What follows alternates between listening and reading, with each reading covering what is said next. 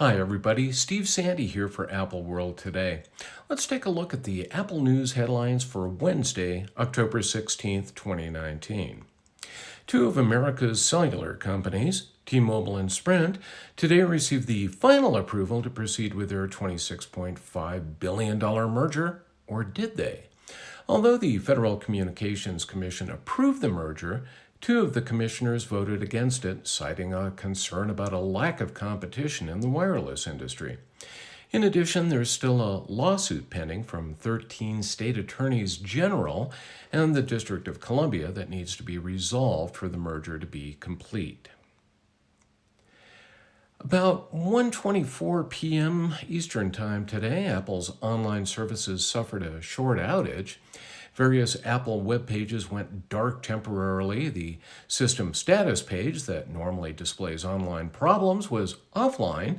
iCloud was down, and even Apple Music was displaying errors. The outage lasted only a little over a half hour, with all of the services back in business at this time. Speaking of outages, Apple's planning to shut down two services for maintenance on Sunday, October 20th, but you won't need to worry unless you're a developer. App Store Connect and the Developer ID Notary service will be down for up to 8 hours beginning at 6 a.m. Pacific Time, 9 a.m. Eastern. The system status page, provided it's up and running, should show developers when services are available to use again. The European Union appears to have nothing better to do than to investigate Apple for antitrust allegations, now asking payment companies for feedback on Apple Pay. Apparently, the European Commission has concerns that limiting use of the NFC near-field communications chip that's in iPhones and Apple Watches to Apple Pay keeps third-party companies from breaking into the mobile payment market.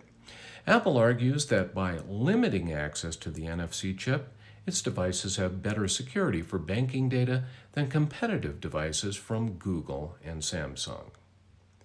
Another set of betas was released to developers today. Both iOS and iPadOS 13.2 became available in their third beta.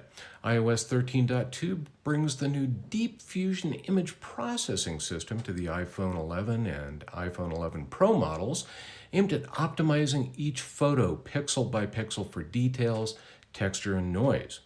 Deep Fusion is targeted at indoor photos and those taken in medium lighting and will turn on automatically depending on the lens being used and room light levels.